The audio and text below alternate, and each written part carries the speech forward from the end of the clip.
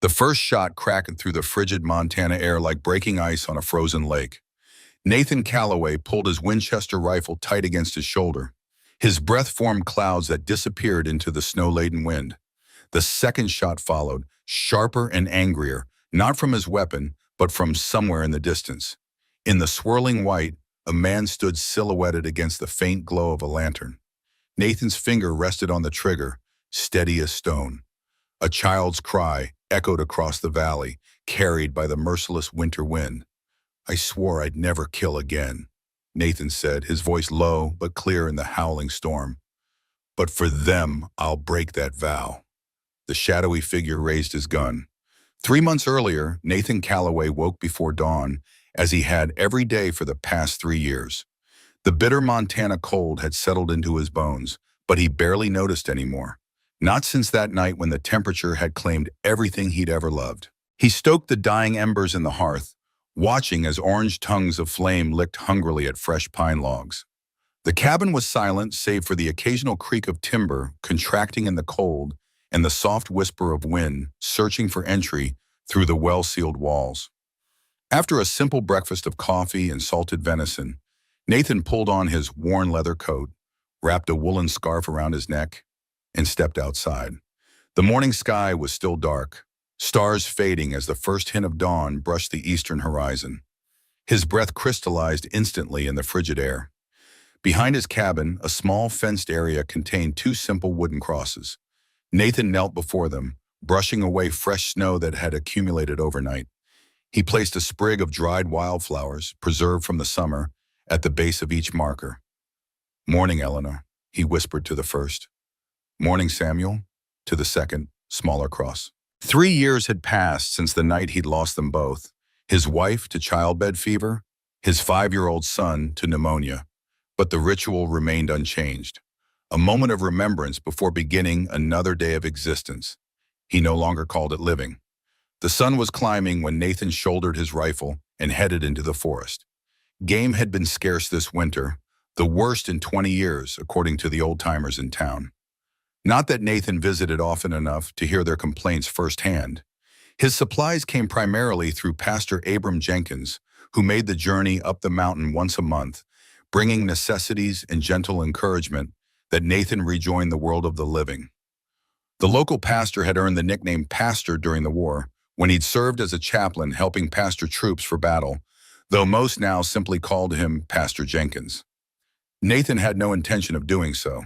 His world had narrowed to this mountainside, his daily hunt, and the quiet companionship of ghosts. He'd been tracking a buck since dawn, following prints in the fresh snow. The deer would provide meat for weeks if he could bring it down. The forest was silent around him, the landscape transformed by winter into something alien and beautiful. Snow hung heavy on pine boughs, occasionally releasing its burden with a soft thump when the wind stirred the branches. The crack of a distant gunshot froze Nathan mid-stride. It wasn't the sound of a hunter's careful shot. It was followed by another, then another. Someone firing recklessly, punctuated by drunken shouts carried faintly on the wind. Nathan frowned. The shots came from the direction of the old Henderson place, abandoned since its owner had left for California 2 summers past. No one should be there, especially in weather like this. His instinct was to turn away. Whatever trouble brewed wasn't his concern. After everything he'd lost, the mountain had become his sanctuary precisely because it kept the complications of human interaction at bay. Another shot rang out, followed by a child's high, frightened cry. Nathan closed his eyes, a muscle working in his jaw. Then, with a muttered curse that clouded the air before him, he changed direction, moving through the trees toward the sound. Through gaps in the dense pines, thin wisps of smoke rose from the chimney of the Henderson cabin. As Nathan drew closer, he could see 3 horses stamping in the snow, breath steaming from their nostrils. Their riders circled the dilapidated structure, one firing his pistol into the air. "Come out, Carson! Your husband's debts don't die with him," a man's voice slurred with liquor and entitlement. "Pine Creek Banking doesn't forget, and we don't forgive neither." Nathan recognized Harold Whitfield instantly. The banker and local judge wore a coat that cost more than most men made in half a year. The brim of his hat weighted with snow. Beside him, his son Robert sat uncomfortably on his mount, eyes darting between his father and the cabin. The third man was one of Whitfield's ranch hands, expression dull but dangerous. "You've got till morning to clear out, or we burn this place to the ground," Whitfield shouted, firing another shot that splintered the wooden doorframe. From inside came the sound of a child coughing, deep and wet, followed by another child's hushed whimper. Nathan's hand tightened on his rifle. Some lines couldn't be crossed, even in his self-imposed exile. "That's enough, Whitfield." Nathan emerged from the trees, rifle held at his side but ready. His voice carried through the clearing with the quiet authority that had once commanded men through the bloodiest battles of the war between the states. Whitfield turned, surprise quickly masked by drunken bravado. "Well, if it ain't the ghost of Nathan Calloway," he said, squinting through the falling snow. "Thought you died up on that mountain of yours." Robert Whitfield shifted uneasily in his saddle, glancing at his father with something like embarrassment. "This ain't your concern, Calloway," the older Whitfield continued. "These people owe money, and the law's on my side. Firing at a home with children inside makes it my concern." Nathan took another step forward, his movements measured, deliberate. "Mount up and ride back to town." Whitfield's face darkened. "You defending these cheats? Peter Carson swindled half the town with those railroad deals before he drowned himself. His widow knows better." "I'm not defending anyone," Nathan replied evenly. "Just telling you this isn't how men settle matters." Whitfield laughed, nudging his horse closer. "And what would you know about being a man, Calloway? Hiding up in the mountains? Talking to ghosts? Everyone knows you've gone touched in the head since you're—" The hammer of Nathan's Winchester clicked back before Whitfield could finish his sentence. The sound cut through the wind like a blade. "Ride home." Nathan's voice remained calm, but his eyes carried the cold stillness that had once made hardened soldiers step back. For a tense moment, the only sound was the wind and the soft whimper of a child from inside the cabin. Then the door creaked open, and a woman emerged, a shotgun held steady in her hands. Her face was drawn but dignified, her posture straight despite the threadbare coat that offered little protection against the Montana winter. "I suggest you listen to Mr. Calloway," she said, her voice surprisingly strong. "I've buried one man. I have no desire to bury another, but I will protect my children." Whitfield spat into the snow. "This ain't over, Catherine Carson." He yanked his horse around, nodding to his companions. "Your husband's sins don't wash away that easy." As they disappeared into the swirling snow, Nathan studied the retreating figures with a soldier's calculating eye. Whitfield wasn't a man to accept defeat, especially not public humiliation. When he returned, it wouldn't be with just two companions. The banker had resources, connections throughout the county. Next time, Nathan suspected, they would face considerably more firepower. Nathan maintained his position until the three riders disappeared into the swirling white. Only then did he lower his rifle and turn toward the woman. She stood in the doorway, shotgun now pointed at him, her expression weary but resolute. Behind her skirts, two small faces peered out, a girl of perhaps 12 with fierce protective eyes, and a smaller boy who couldn't have been more than 10. His face was pale and thin, cheeks flushed with fever. "Mr. Calloway," the woman acknowledged, not lowering her weapon. "I don't believe we formally met, though everyone knows of the hermit rancher to the north." Nathan removed his hat, snow falling from its brim. "Ma'am."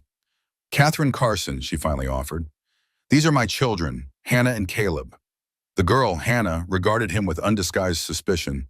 The boy simply stared, his breathing audibly labored even from where Nathan stood. "Those men likely won't stay gone for long," Nathan said, replacing his hat. "And your cabin won't hold against this storm. Roof's about to cave." He gestured to the sagging timbers above her. Catherine's grip on the shotgun tightened. "We've managed this far." "Mama," the boy whispered, his breath visibly labored. "It's cold." A racking cough shook the child's small frame, and something in Nathan's chest constricted. A painful memory flickered briefly across his weathered face. "My ranch is 5 miles north," Nathan heard himself saying, the words coming unbidden. "Sturdy roof, warm hearth." He looked away, uncomfortable with his own offer. "Just until this storm passes." Catherine Carson's face showed the internal battle between maternal instinct and pride. She glanced back at her son, whose lips had taken on a bluish tint, then to the cabin's interior, where snow had begun to drift through cracks in the ceiling. "We can't pay you," she said finally. "Wasn't asking for payment." Nathan turned toward his horse. "Pack what you need. I'll help with your wagon." As he moved toward the lean-to that sheltered a weathered wagon, Nathan questioned his own sanity. 3 years of careful isolation undone by a woman with determined eyes and 2 children who stirred memories he'd fought to bury. The girl, Hannah, followed him, watching his every move with suspicious eyes. "My papa didn't cheat anyone," she said abruptly as Nathan examined the wagon's wheels. "He wasn't a thief." Nathan glanced at her. The girl stood straight despite the cold, chin raised in defiance. "Not my place to judge," he replied, checking the axle. "Wagon seems sound enough for the journey. Gather what you need. Only essentials. Storm's worsening." "We're not staying with you any longer than necessary," Hannah insisted. "As soon as Caleb is better, we'll leave." Nathan nodded. Fair enough. Within the hour, they had loaded the wagon with bare necessities: clothing, blankets, a wooden chest that Catherine insisted upon despite its weight, and what little food they had remaining. Caleb, wrapped in layers of blankets, sat beside his mother on the wagon seat. His coughing had grown more frequent, each bout shaking his thin frame. Nathan led the way on horseback, breaking trail through snow that had deepened to nearly 2 feet in places. The wind had picked up, driving icy particles that stung exposed skin like tiny needles. He glanced back occasionally to ensure the wagon followed, fighting mounting concern at how slowly they progressed. What should have been a 2-hour journey stretched to nearly 4 as the day waned and temperatures plummeted further. When they finally crested the ridge that overlooked his property, Nathan felt relief wash through him. His ranch spread across a sheltered valley, a 2-story cabin built of solid timber, a barn large enough for several animals, and outbuildings nestled against a stand of pines that provided windbreak from the worst of the weather. Smoke rose steadily from the chimney. He'd banked the morning's fire well. "Almost there," he called back to Catherine, whose face had grown increasingly pinched with worry as Caleb's condition deteriorated. By the time they reached the cabin, twilight had fallen. Nathan helped Catherine carry Caleb inside while Hannah followed, clutching her mother's precious wooden chest despite its weight. The boy's skin burned with fever, his breathing shallow and rapid. The cabin's interior was spare but meticulously maintained. A large stone hearth dominated one wall, fire crackling, welcome heat. Simple furniture, a table with 4 chairs, a sofa covered in worn leather, bookshelves lined with volumes, occupied the main room. A kitchen area with a cast iron stove stood to one side, and a staircase led to the upper floor. Nathan directed Catherine to lay Caleb on the sofa while he stoked the fire higher. "Spare bedrooms upstairs," he said, "for you and the girl. Boy should stay down here near the heat." Catherine nodded, her attention focused on her son. She placed a hand against his forehead, lips tightening at the heat she found there. "He needs willow bark tea," she said, "for the fever, and something for the cough." Nathan disappeared into the kitchen, returning moments later with a tin of dried herbs. "My wife kept these," he said, voice suddenly rough. "Should still be good." Catherine's eyes softened slightly, the first break in her guarded expression. "Your wife was a healer?" "Of sorts. Midwife, mostly." Nathan set the tin beside her. "I'll fetch water." While Catherine tended to Caleb, Nathan showed Hannah upstairs to the spare bedroom, a simple space with a large bed that had remained untouched since Eleanor's death. The girl said nothing as she placed their few belongings inside, but her eyes took in everything, lingering on a small carved horse on the nightstand. "Samuel made that," Nathan said, surprising himself. "My son." Hannah's expression flickered with something like curiosity. "Where is he now?" Nathan turned away. "With his mother." He gestured to the window where the 2 crosses were just visible in the gathering darkness. Understanding dawned in the girl's eyes, but she offered no sympathy, for which Nathan was grateful. Instead, she simply nodded and turned back to arranging their meager possessions. By the time they returned downstairs, Catherine had managed to get Caleb to drink some of the medicinal tea. The boy's breathing seemed slightly easier, though the fever still burned bright in his cheeks. "He should rest," Catherine said, smoothing damp hair from her son's forehead. "This will help the fever, but he'll need more care." "There's a doctor in town," Nathan offered. "If the storm clears tomorrow, I can fetch him." Catherine shook her head. We can't afford a doctor. I was a nurse during the war. I've treated worse than this. Nathan raised an eyebrow but didn't question her further. Instead, he moved to the kitchen and began preparing a simple meal of venison stew, the routine of cooking offering familiar comfort in the strange new reality of having others in his home. As they ate, Catherine feeding Caleb small spoonfuls between her own bites. The wind outside grew to a howl, rattling the windows with increasing ferocity. Storms worsening, Nathan observed, likely be snowed in for days. Catherine's shoulders tensed, but she nodded. We're grateful for your shelter, Mr. Calloway. We won't impose longer than necessary. Nathan, he corrected, surprising himself again. If we're sharing quarters, might as well use my given name. A ghost of a smile touched Catherine's lips. Nathan, then. After dinner, Hannah helped Nathan clear the dishes while Catherine settled Caleb for the night on the sofa, making a bed of blankets near the fire where she could watch over him. You should rest, Nathan told her on. I can keep watch for a while. Catherine hesitated, clearly reluctant to leave her son. Mama, I'll stay with him, Hannah offered. You haven't slept properly in days. The exhaustion evident in Catherine's face won out. With a grateful nod to both of them, she made her way upstairs. Nathan settled into a chair near the fire, opposite where Caleb slept. Hannah positioned herself protectively between them, back straight, eyes alert despite her obvious fatigue. I won't hurt him, Nathan said quietly. Hannah's gaze was steady. Why are you helping us? No one else would. Nathan stared into the flames, considering the question. Some things you just do, he finally had said.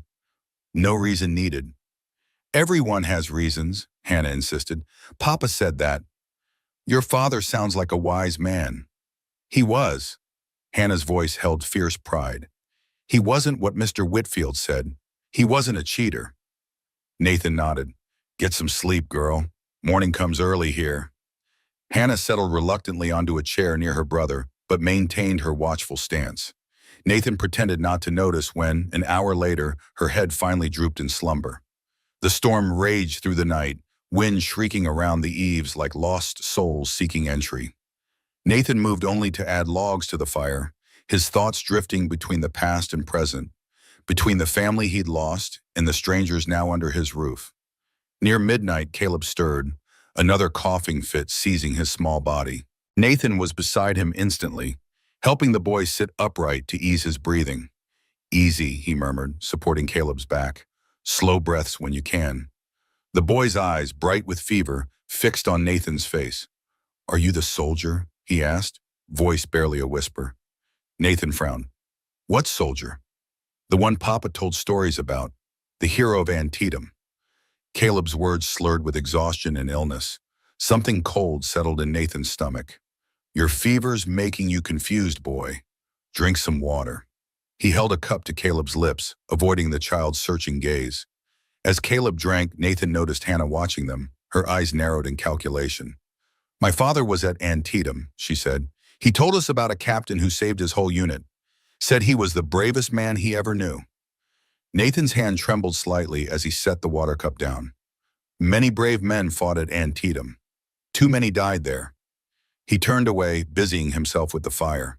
Get back to sleep, both of you. Morning brought no respite from the storm. If anything, the blizzard had intensified overnight, snow piling against the windows in drifts that blocked much of the light. Nathan rose early, as was his habit, to find Catherine already awake and tending to Caleb. His fever's down slightly, she reported, relief evident in her voice. The tea helped. Nathan nodded, moving to the stove to prepare coffee. Storms set in, will likely be here for days. Catherine glanced toward the window, her composure slipping momentarily to reveal worry beneath. We've imposed enough already. No sense in false pride during weather like this, Nathan interrupted. You're welcome to stay until it's safe to travel. Thank you, Catherine said simply. As the day progressed, they fell into an uneasy rhythm.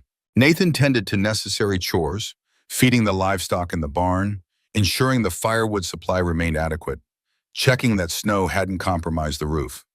Catherine focused on Caleb's care while Hannah alternated between helping her mother and watching Nathan with undisguised suspicion. By afternoon, Caleb's fever had broken enough that he sat up, accepting a small bowl of broth. His color improved slightly, though the cough remained. You have a nice home, Mr. Calloway, the boy said, his voice hoarse but stronger. Did you build it yourself? Nathan, checking the seal on a window, paused. Most of it. My wife designed the second floor. It's almost as big as our old house in Helena, Caleb continued, seemingly unaware of the tension his innocent conversation created.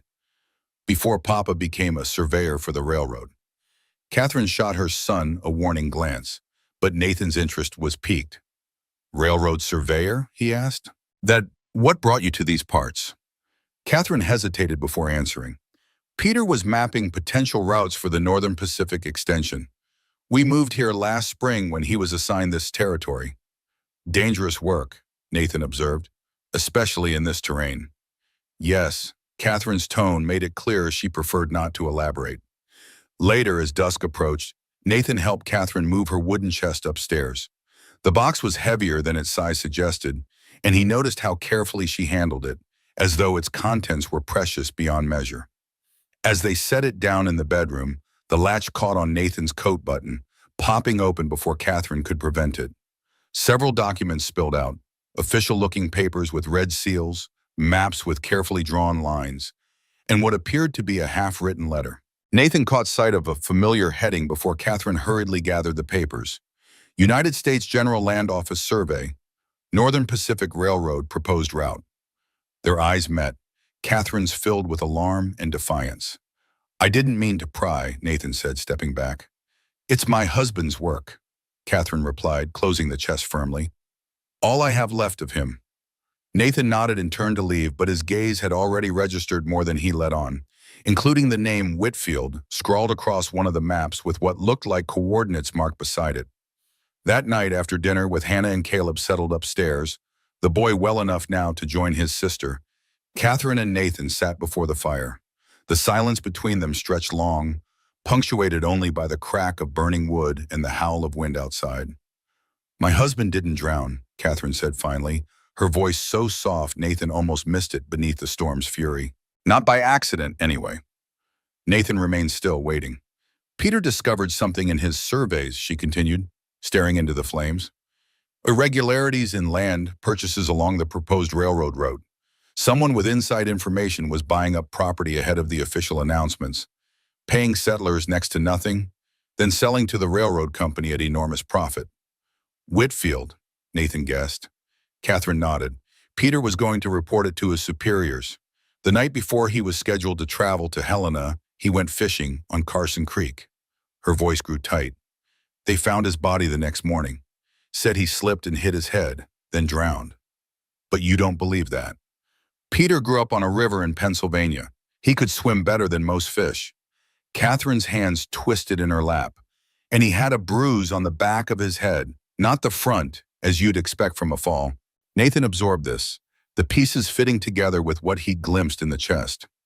The documents in that chest, Catherine continued, contained evidence of Whitfield's scheme, land deeds with forged signatures, survey maps with altered boundaries, letters between Whitfield and someone in the land office. She met Nathan's gaze directly. That's what he wants, why he's trying to drive us out. He thinks I don't know what's in there, that it's just sentimental value keeping me from leaving. Does he know you suspect him of killing your husband? Catherine shook her head. I've played the grieving, confused widow. It wasn't difficult. A bitter smile touched her lips. But I've been gathering evidence. Peter deserves justice, and those people deserve their land. Nathan studied her in the firelight. This woman was steel beneath her grief, fighting a battle few would have the courage to undertake. Why tell me this, he asked. Because tomorrow or the next day, when the storm clears, Whitfield will come back with more men and a fabricated eviction notice signed by himself as local judge. Catherine's gaze was unwavering. And I need to know if you'll stand aside when that happens. Before Nathan could answer, a loud thump came from upstairs, followed by Caleb's panicked voice. Hannah, Hannah, wake up! Both adults rushed to the staircase. In the upstairs bedroom, they found Hannah thrashing in the throes of a nightmare, her brother attempting to wake her. No, Papa, don't let them, she cried, eyes open but unseeing. Hannah, wake up! You're safe, Catherine said firmly, gathering her daughter into her arms. It's just a dream. The girl's eyes cleared, recognition replacing terror. She clutched at her mother, tears streaming down her face. I saw him again, in the water. Shh, Catherine soothed, rocking gently. It's over now. Nathan backed out of the room, uncomfortable with this intimate family moment, but not before witnessing the raw grief etched across Hannah's features. Grief that mirrored what he saw in his own reflection on the rare occasions he looked in a mirror. Downstairs, he poured a measure of whiskey into a cup, downing it in one swallow. The liquor burned a path to his stomach, doing little to warm the chill that had settled inside him. The wooden chest in the corner of the room caught his attention. Catherine must have brought it down earlier without him noticing. Its latch was slightly ajar, as though recently opened. Nathan hesitated, principles warring with curiosity. He shouldn't pry into their private matters. And yet, he moved closer, listening for sounds from upstairs. Hearing Catherine's soft voice still comforting her daughter, he carefully lifted the chest's lid. Inside lay the documents he'd glimpsed earlier. Maps, deeds, letters, but also a leather-bound journal that appeared to be a personal diary. A folded paper had fallen loose, partially open to reveal handwriting that slanted urgently across the page. Evidence is clear. Whitfield has been using inside information to acquire land along the proposed route. If these purchases become known, the scandal would reach all the way to... The letter ended abruptly, as though the writer had been interrupted. At the bottom was a signature. Peter Carson. Another paper caught Nathan's eye, a half-finished letter addressed to Captain Nathan Calloway. His blood ran cold. How would Peter Carson know to write to him? And why? The sound of footsteps on the stairs gave him just enough time to close the chest and move away. Catherine appeared, looking exhausted. She's asleep again, she said. The nightmares come less frequently now, but they're still vivid when they do. Nathan nodded, guilt at his snooping, warring with burning questions. It's hard for children to process such things, he said. Time helps, but never completely. Catherine studied him, seeming to see beyond his casual response. You speak from experience. Nathan moved to the window, staring out at the storm-shrouded night. My son was 5 when he died, had a cough that wouldn't clear. By the time I realized how serious it was, the mountain passes were blocked with snow. His voice grew distant. Eleanor was already gone. Childbed fever took her 2 days earlier. Samuel kept asking for her, right to the end. He hadn't spoken of that night to anyone, not even Pastor Jenkins during his monthly visits. Yet the words flowed now, released like water through a breaking dam. I tried to get him to town, to a doctor. Storm was worse than this one. Horse couldn't make it through the drifts. His hands clenched at his sides. Turned back, hoping he'd rally if I could just get him warm enough. Give him enough tea. Catherine's voice was gentle. There was nothing more you could have done.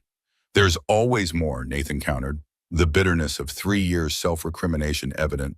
I could have moved closer to town after Eleanor took ill. Could have recognized the signs in Samuel earlier. Could have stopped being human? Catherine interrupted. None of us can see the future, Nathan. We make the best decisions we can with what we know at the time. Nathan turned from the window, struck by the understanding in her eyes. Not pity, but recognition from someone who had walked a similar path. Your husband, he said carefully. You mentioned he told stories about Antietam. Something flickered in Catherine's expression. Yes, Peter served in the 12th Pennsylvania. He spoke often of his captain, a man who led from the front, who carried a wounded soldier through enemy fire during the worst of the fighting. Nathan's mouth went dry. Many such stories from that day, bloodiest day of the war. Indeed, Catherine watched him closely. Though Peter's captain had a distinctive name, Calloway, I believe he said. The silence between them stretched taut with unspoken questions. I should check the animals, Nathan said abruptly, reaching for his coat. Storm might have frightened them. At this hour? Catherine's disbelief was clear. But Nathan was already pulling on his boots, desperate for escape from memories suddenly too close to the surface, from questions he wasn't prepared to answer. Lock the door behind me, he instructed, not meeting her eyes. I won't be long. The storm hit him like a physical blow as he stepped outside, snow and wind combining to create a wall of white. Nathan leaned into it, grateful for the punishing cold that numbed his thoughts as he made his way to the barn. Inside, the animals were settled, unperturbed by the storm's fury. Nathan sank onto a hay bale, head in his hands. Peter Carson, 12th Pennsylvania. How had he not recognized the name? But he knew why. After the war, after watching so many men die under his command, Nathan had locked those memories away as surely as if they'd been sealed in a vault. He'd changed, his appearance, his manner, even the way he spoke, wanting nothing of that former life to follow him west. And now, by some cruel twist of fate, he found himself harboring the widow and children of a man who had served under him. A man who might have been murdered because of what he knew. A man who, judging by the unfinished letter, had been trying to contact Nathan before his death. The weight of responsibility, which he'd shed 3 years ago when he buried his family, settled once more across his shoulders. In the barn's dimness, Nathan closed his eyes, seeing again the faces of men long dead. Boys, really, most of them, who had followed him through hell at Antietam, at Fredericksburg, at Gettysburg. Had Peter Carson recognized him? Is that why the unfinished letter bore his name and rank? Or had Carson been reaching out blindly, hoping the man rumored to live in these mountains was indeed his former captain? Either way, the coincidence was too great to ignore. Something larger than chance had brought Catherine and her children to his door. Nathan remained in the barn longer than necessary, sorting through implications, weighing obligations against his desire to remain uninvolved. By the time he returned to the cabin, he had reached no clear conclusion. Catherine sat before the fire, the contents of the wooden chest spread around her. She looked up as he entered, shaking snow from his coat. "I thought you should see these," she said without preamble, holding out a bundle of papers. "Since you're already involved." Nathan hung his coat and crossed to her, accepting the documents with reluctance. As he reviewed them, land deeds, survey maps, private correspondence, the extent of Whitfield's scheme became clear. The banker had been using inside information to purchase land along the planned railroad route for a fraction of its value, sometimes through intimidation, sometimes through outright fraud. Peter was gathering evidence for weeks, Catherine explained. He believed Whitfield had a contact in the land office, feeding him information about the proposed route before it was made public. Nathan nodded, examining a map with properties outlined in red. "These match what I saw earlier, the ones marked with Whitfield's name." "Yes, land that will increase tenfold in value once the railroad comes through." Catherine's voice hardened. "Land bought from people who had no idea what was coming. People like us, who came west for a fresh start." Nathan set the papers aside, troubled by more than the evidence of corruption. "Why would your husband write to me?" he asked directly. "The unfinished letter in your chest, it's addressed to Captain Nathan Calloway." Catherine's expression revealed nothing. "You tell me." Nathan met her gaze steadily. "I left that name behind a long time ago." "And yet here you are," Catherine's voice softened slightly. "Peter spoke of you often, his captain from the war, the man who carried John Eaton through gunfire when everyone else had given up." The name hit Nathan like a physical blow. John Eaton, the young private who'd been shot through both legs during the Union advance. Nathan had carried him nearly a mile to the field hospital, only to have the boy die on the operating table. John was Catherine's brother, a small voice said from the stairway. They turned to find Hannah standing there, wrapped in a blanket, her young face solemn in the firelight. "Papa told us the stories," she continued, descending the stairs slowly. "How you tried to save Uncle John, even though everyone said it was hopeless." Nathan's throat constricted. "Your uncle was a brave soldier." "Mama was a nurse at the hospital where they took him," Hannah said, coming to stand beside her mother. "That's how she met Papa. He went there every day until Uncle John died." The connections crystallized in Nathan's mind, the threads of fate that had woven their lives together long before their paths crossed in the Montana wilderness. "When Papa found out you lived nearby, he wanted to visit," Hannah continued, "but Mama said to leave you in peace, that some men come west to forget." Catherine placed a hand on her daughter's shoulder. "You should be in bed, Hannah." "I heard talking." The girl's gaze remained fixed on Nathan. "Are you going to help us? Like you helped Papa's unit at Antietam?"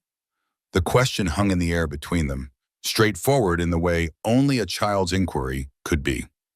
Nathan looked from Hannah's determined face to Catherine's carefully neutral expression, then to the documents spread before them, evidence of corruption that had likely led to murder. Outside, the storm continued its assault, snow piling against the windows in drifts that sealed them away from the world. But Nathan knew the temporary sanctuary would end when the weather cleared. Whitfield would return with more men and the false authority of his position. The life he had built, solitary, controlled, safe from the pain of attachment, trembled on the edge of irrevocable change. "Your father was a good soldier," Nathan said finally, addressing Hannah but looking at Catherine. "Loyal, honest, I owe him a debt I never repaid." He took a deep breath, decision crystallizing. "Yes, I'll help you." When Whitfield returns, he'll find more waiting than a woman and 2 children. Relief washed across Hannah's features, quickly masked by a return to her usual guardedness. "Good," she said simply. "Papa would be glad." As Hannah returned upstairs at her mother's insistence, Catherine turned to Nathan, something like hope kindling in her eyes for the first time. "Thank you," she said softly. "I know what it cost you to become involved again." Nathan gathered the documents, returning them to the wooden chest. "Don't thank me yet. Whitfield's a powerful man in these parts. This won't be easy." "Few worthwhile things are," Catherine replied. As if to emphasize her point, the wind rose to a screaming pitch outside, rattling the windows in their frames. A reminder of the storm's fury and the challenges that awaited when it finally passed. In his small bedroom off the main floor, Nathan lay awake long into the night, listening to the storm and thinking of the strange turns that had brought him to this juncture.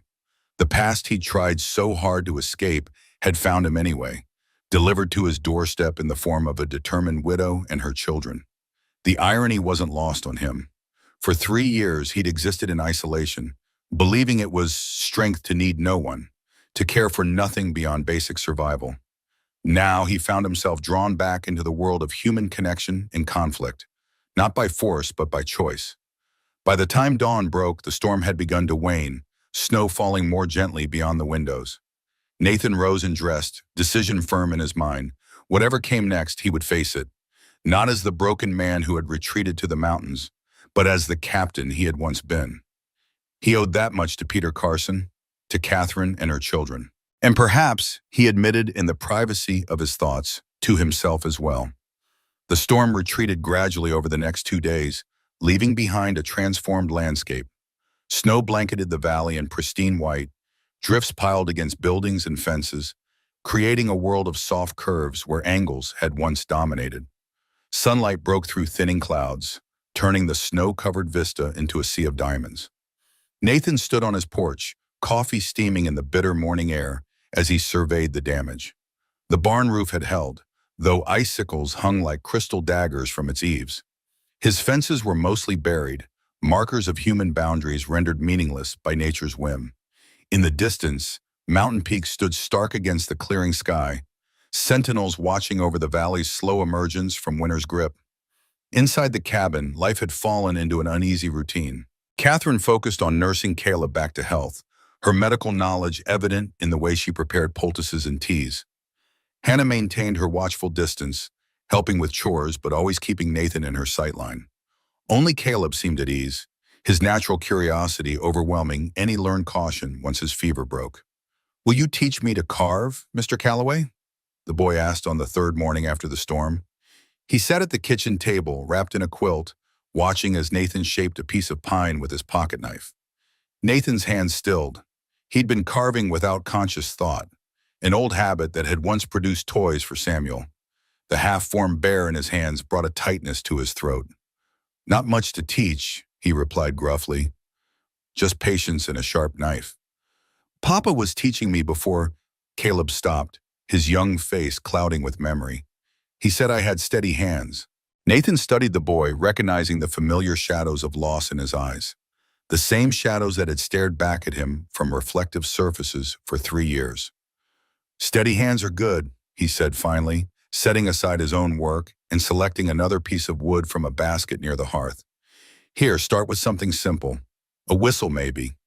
He showed Caleb how to test the grain, how to hold the knife safely, the proper angle for different cuts. The boy's concentration was absolute, his tongue caught between his teeth as he made his first cautious strokes.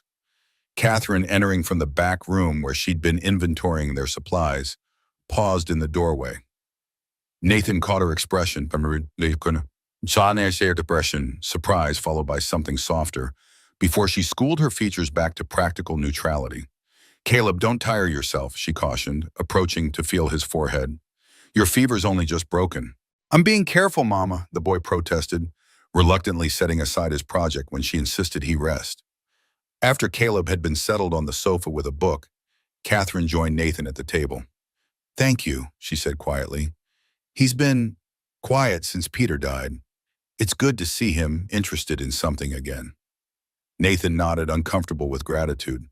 Boy needs occupation. Idle hands make for restless thoughts. Is that why you carve? To keep thoughts at bay? The perceptiveness of her question caught him off guard. Partly, Boyne admitted. Started during the war. Something to do during long nights between battles. Peter used to write letters, Catherine said, a distant look in her eyes. Pages and pages, even when there was no way to send them. Said it helped him make sense of things. Nathan remembered Peter Carson then, a slim, serious young man who'd often sat apart from the others, scribbling in a notebook while his comrades played cards or drank their meager rations of whiskey. A good soldier, reliable, observant, never complained no matter how dire their circumstances. I remember, he said softly before he could stop himself. Catherine's eyes sharpened, focusing on him with renewed intensity. So you admit it now? You were his captain. Nathan set down his knife, the pretense suddenly exhausting. Yes, though I haven't been Captain Calloway for many years. Why deny it? Peter respected you enormously. The war changed many of us, Nathan said, choosing his words carefully. When it ended, I wanted nothing more to do with that life, with the man I'd been, the decisions I'd made. His gaze drifted to the window, to the crosses visible on the hill. Came west to start fresh, then lost everything that mattered anyway. Catherine was silent for a long moment, absorbing this. Peter didn't recognize you either, you know, she said finally, when he discovered you lived nearby. Your name was familiar, but he said the Nathan Calloway he knew was... She hesitated. Different, Nathan supplied. Younger, less gray, more certain of everything. He was going to visit you once his survey was complete, said he had concerns about the railroad project that he wanted to discuss with someone he trusted. Nathan's eyes returned to her face. The letter in your chest, the unfinished one addressed to me. Catherine nodded. He wrote it the night before he died. Never had a chance to send it. The implications hung between them. That Peter Carson had been murdered before he could reach out to his former captain. That his death might have been prevented if connections had been made sooner. I should have gone to town more, Nathan said, the admission feeling like stones in his mouth. Might have encountered him. Might have made a difference. Or might have changed nothing, Catherine countered. We can't rewrite the past, Nathan. Only decide what to do with the present.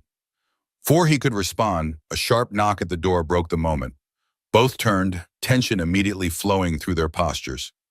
Nobody visited Nathan's ranch uninvited, not in winter, not without cause. Nathan moved to the window, peering cautiously through frost-rimmed glass. A lone figure stood on the porch, hunched against the cold, a familiar silhouette in a worn black coat and wide-brimmed hat. Pastor Jenkins, Nathan said, relief evident in his voice as he opened the door. The older man stomped snow from his boots before entering. Nathan, praise the Lord you're safe. That storm had me worried. His eyes widened as he took in the sight of Catherine rising from the table and Hannah appearing at the top of the stairs. I see I'm not your only visitor. Pastor Jenkins, this is Catherine Carson and her children, Nathan introduced, feeling strangely self-conscious. Their cabin was damaged in the storm. They're staying until repairs can be made. Understanding dawned in the pastor's weathered face, quickly replaced by concern. Carson? Peter Carson's widow? Catherine stepped forward, extending her hand. Yes, you knew my husband? Only briefly. He attended services a few times last summer. Jenkins clasped her hand warmly.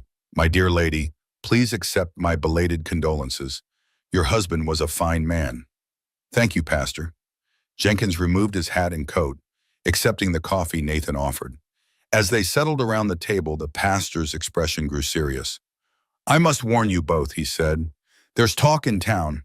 Whitfield's been making accusations, claiming Mrs. Carson has stolen property belonging to the bank, that she's evading debts. The pastor hesitated, then added, There's other news that might interest you, Nathan. A woman doctor has set up practice near Thompson's Creek, goes by Dr. Calloway. When I mentioned your name, she showed particular interest. Nathan's hand stilled on his coffee cup. Calloway is a common enough name. Perhaps, Jenkins agreed, though his expression suggested otherwise.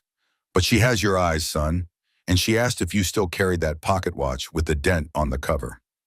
Nathan turned away, his face a careful mask. My sister died at Chattanooga. Army confirmed it. Jenkins simply nodded, allowing the subject to drop as he returned to more pressing matters. Whatever your plan, I suggest you implement it soon.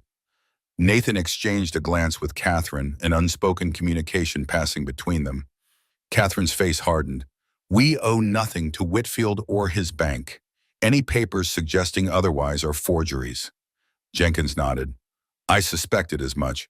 The man's reputation isn't as pristine as he believes, but he wields considerable influence, especially with the sheriff. Has he organized a search party? Nathan asked, mentally calculating how long they had before Whitfield's men might reach the ranch. Not yet. The roads are still nearly impassable after the storm, but give it another day, and I expect they'll come looking. The pastor's gaze moved between Nathan and Catherine. Whatever your plan, I suggest you implement it soon. Nathan exchanged a glance with Catherine, an unspoken communication passing between them. She nodded slightly, a decision reached. Pastor, Nathan said carefully, how well do you know Judge Eaton in Helena? Jenkins raised an eyebrow. Richard Eaton. Known him 30 years. Why? We need a trustworthy official to review evidence of land fraud, Catherine explained. Extensive fraud orchestrated by Harold Whitfield, and possibly connected to my husband's death, Catherine added, her voice steady despite the weight of her words. Jenkins absorbed this, his lined face grave. That's a serious accusation, Mrs. Carson. With serious evidence to support it, Nathan affirmed, but presenting it locally would be dangerous. Whitfield's influence runs deep here. The pastor tugged at his beard thoughtfully. Judge Eaton is a righteous man. If your evidence is substantial, he would ensure it receives proper consideration. He hesitated. But Helena is a 4-day journey in this weather, assuming the mountain passes are even navigable. We're aware of the difficulties, Catherine said, but staying here only delays the inevitable confrontation and gives Whitfield more time to prepare. Jenkins studied them both, seeming to weigh their resolve. I could deliver a message to the judge, he offered finally. Explain the situation, ask him to send a federal marshal. That would take too long, Nathan said, and put you at risk besides. No, we need to deliver the evidence ourselves directly. Then I'll pray for your safe passage. Jenkins reached across the table, clasping Nathan's hand in his own, an unusual gesture that spoke to the gravity of the situation. And I'll do what I can here to delay any pursuit. After Jenkins departed, promising to return the following day with supplies for their journey, Nathan and Catherine began preparations in earnest. Maps were spread across the table, routes debated, supplies inventoried. Hannah joined them, her sharp mind contributing practical suggestions that belied her years. Caleb, still recovering, watched from the sofa, disappointment evident in his face. I want to help too, he protested when Catherine insisted he rest. You are helping, Nathan told him, crossing to sit beside the boy. By getting stronger. We'll need everyone at full strength for what's ahead. Caleb considered this, then nodded solemnly. Like preparing for battle. Something like that, Nathan hesitated, then reached into his pocket, pulling out the small wooden bear he'd been carving. Here, finish this while we work. Needs detail on the face and paws. The boy's eyes widened as he accepted the carving and knife. You trust me with your knife? Man should have tasks suited to his abilities, Nathan said gruffly. Your hands are steady enough. The smile that broke across Caleb's face struck Nathan with unexpected force, a beam of pure joy that momentarily transformed the boy's features into something achingly familiar. For a heartbeat, Samuel's face superimposed itself over Caleb's, a ghost of what might have been. Nathan turned away quickly, returning to the table before emotion could betray him, but not before Catherine caught his expression, her own eyes reflecting understanding, too keen to be comfortable. As day faded into evening, preparations continued. Nathan cleaned and checked his rifles, ensuring each was in working order. Catherine sorted through Peter's diamonds, organizing them for presentation to Judge Eaton. Hannah helped where she could, alternating between assisting her mother and bringing hot drinks to Caleb, whose carving was taking recognizable shape under his careful attention. "You're good with him," Catherine observed quietly as she and Nathan packed provisions in the kitchen, out of the children's earshot. With both of them, actually, though Hannah would never admit it. Nathan kept his focus on the task, uncomfortable with the observation. Children adapt quickly, resilient. Some more than others, Catherine agreed. Hannah carries more anger than Caleb. She was older when Peter died, understands more about what was taken from us. Anger can be useful, Nathan said, properly directed. Catherine studied him. Is that how you've survived anger? The question pierced deeper than he expected, forcing him to pause. At first, he admitted, then just emptiness. Easier that way. Is it easier? Nathan had no answer that wouldn't expose too much of his inner landscape, terrain he'd avoided exploring himself for 3 years. Instead, he changed the subject. We should leave before dawn, less chance of being spotted. Catherine accepted the deflection with grace. I'll make sure the children are ready. That night, as the household settled into uneasy sleep, Nathan found himself unable to rest. He sat before the dying fire, cleaning his revolver by its glow, thoughts circling like wolves around a wounded animal. The quiet pad of footsteps drew his attention to the staircase, where Catherine descended wrapped in a shawl, her hair loose around her shoulders. She looked younger in the firelight, the constant vigilance momentarily softened by fatigue. I thought you'd be sleeping, she said, joining him by the hearth. Tomorrow will be demanding. Never sleep well before a journey, Nathan replied, setting aside his weapon. Old habit from the war. Catherine nodded, understanding without need for elaboration. She gazed into the embers, flames reflecting in her eyes like distant memories. I keep thinking about Peter, what he would do if he were here, whether he would approve of this plan. He was a man who valued truth, Nathan said. Saw that in him even during the war. Never took the easy path if it wasn't the right one. No, Catherine agreed softly, he didn't. Her fingers twisted a gold band on her left hand, a simple wedding ring worn smooth by years. I keep expecting to turn and find him there, with that look he'd get when working through a difficult problem. Head tilted slightly, eyes focused on something only he could see. Nathan recognized the feeling, that persistent expectation of presence, the constant small shocks of absence renewed. Does it fade? Catherine asked, as if reading his thoughts. That sense of incompleteness? He considered lying, offering comfortable platitudes about time healing all wounds. But something in her direct gaze demanded honesty. Not entirely, he admitted. Changes, though, becomes part of who you are, like an old injury that aches before rain. They sat in silence then, two people acquainted with grief's landscape, finding unexpected comfort in shared understanding. No need for words or empty reassurances, just the quiet acknowledgement of parallel paths. I should thank you, Catherine said eventually. Not just for sheltering us, but for agreeing to help. You could have sent us away once the storm cleared. Nathan shook his head. Wouldn't be right. Many men would choose what's easy over what's right.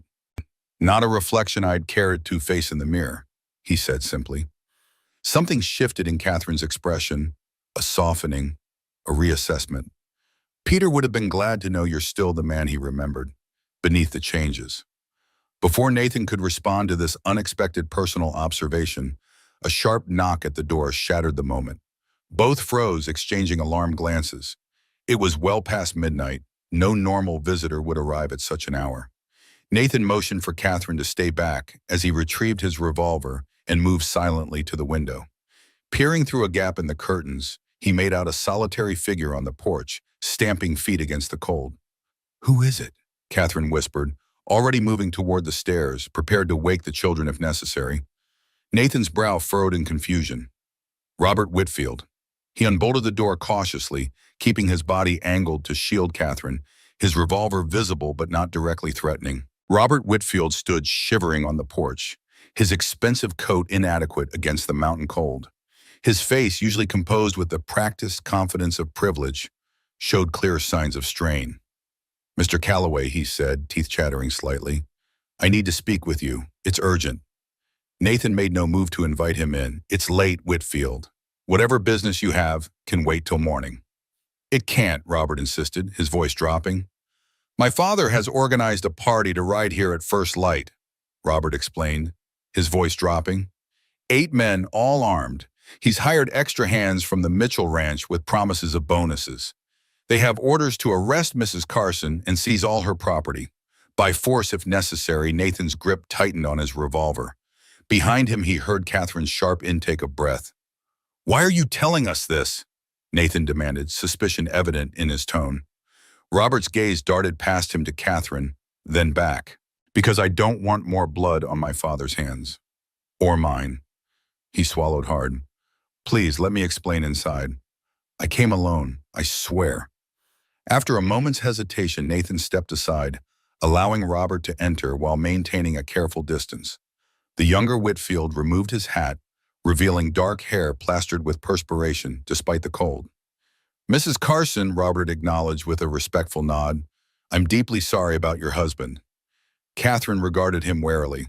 Are you? Your father seems to have wasted no time pursuing his property.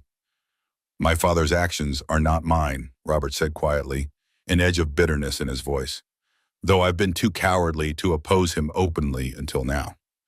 Nathan gestured to a chair, keeping his revolver visible. Explain. Robert sank into the offered seat, exhaustion evident in every line of his body. My father has become obsessed with acquiring land along the railroad route. It started as business, insider information, ethically questionable but technically legal. But when Mr. Carson began investigating, he trailed off, meeting Catherine's gaze directly. I believe my father arranged for your husband's death, Mrs. Carson. I have no proof, but the timing and circumstances. We know, Catherine interrupted. Peter left evidence. Robert nodded, unsurprised. That's what my father fears. That's why he's determined to obtain your husband's papers at any cost. He turned to Nathan, and he harbors particular animosity toward you, Mr. Calloway. Me? Nathan's brow furrowed. I've barely interacted with the man in 3 years. It's not about recent interactions, Robert explained, a pained expression crossing his face. It's about Antietam. The name hung in the air like gun smoke. Nathan went still, memories threatening to overwhelm his carefully constructed defenses. My older brother, William, served in the 18th Virginia, Robert continued quietly. He died at Antietam during the Union counterattack led by Captain Nathan Calloway. Understanding dawned with cold clarity. Your father blames me for his son's death. Robert nodded. He recognized you when you first settled here, though you'd changed considerably from the officer pictured in the newspapers. He's nurtured that hatred for years alongside his grievances against the Union. Many men lost sons in that war, Nathan said, his voice tight, on both sides. Yes, but few have my father's capacity for holding grudges or his resources for acting on them. Robert leaned forward, urgency in his posture. You need to leave tonight. Take Mrs. Carson and her children to Helena, to the federal authorities.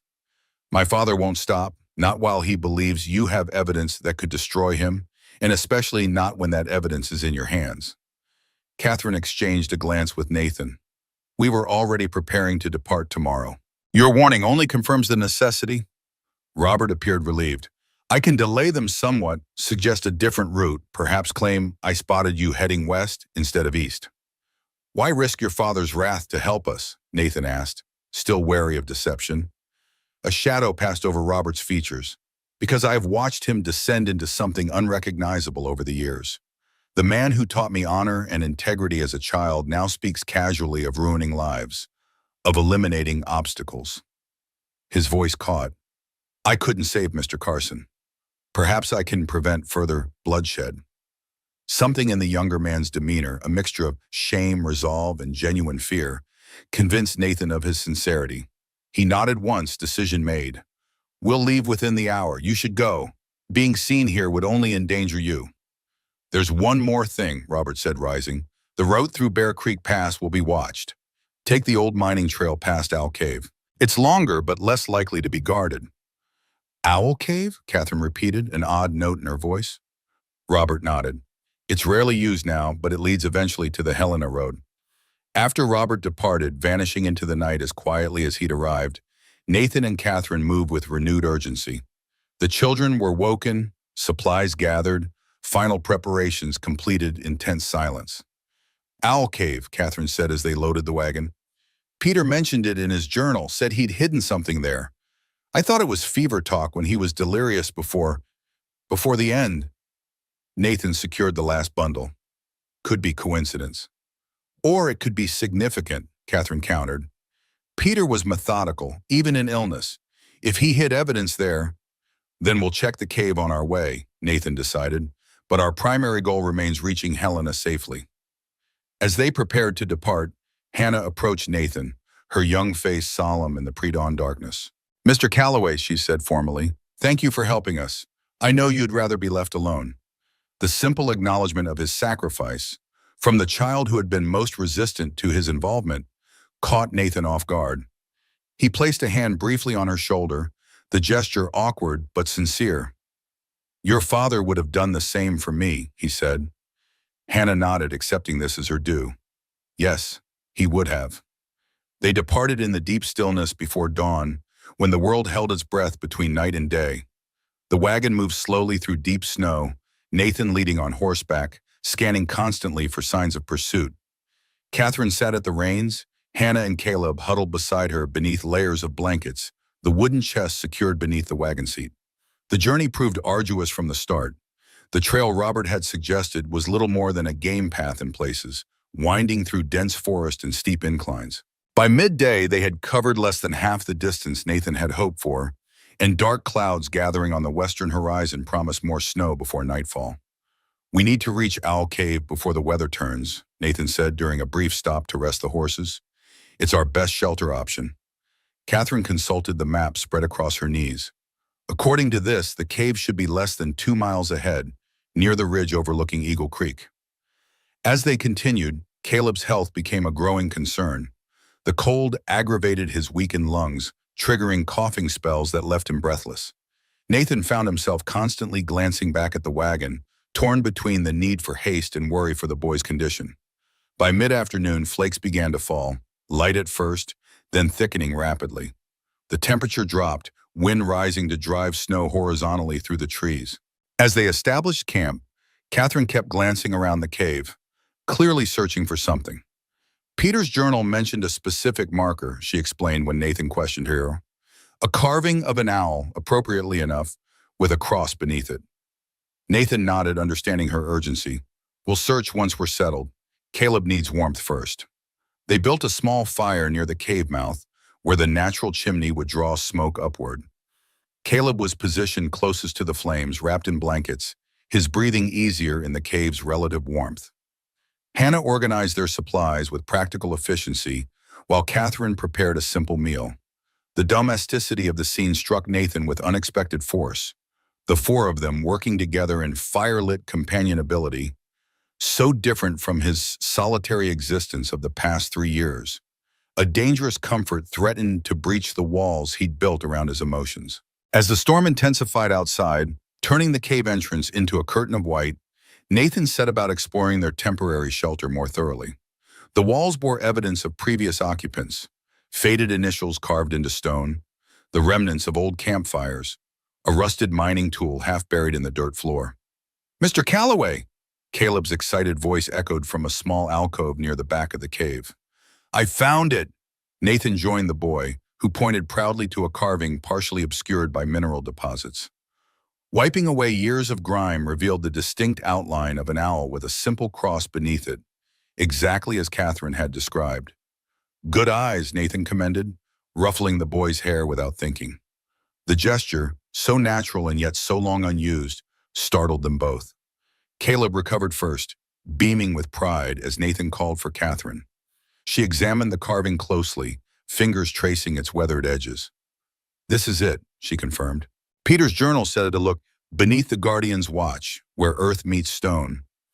Together they searched the area surrounding the carving, finding nothing until Hannah suggested looking beneath the cave floor. Papa always said to think literally with hiding places, she explained. If it says where earth meets stone. Following her logic, they began carefully digging at the base of the wall. 6 inches down, Nathan's fingers struck something solid. A metal box, roughly the size of a book, its lids sealed with wax. Catherine's hands trembled slightly as she brushed dirt from the container. "This is Peter's seal," she said, indicating a distinctive pattern pressed into the wax. His father's signet ring, he always carried it. Breaking the seal revealed the box's contents. A leather-bound journal different from the one Catherine already possessed, several folded documents with official seals, and a sealed letter addressed to Captain Nathan Calloway in the event of my death. Nathan stared at the envelope, a coldness settling in his stomach that had nothing to do with the winter storm raging outside. With reluctant fingers, he broke the seal and unfolded the letter.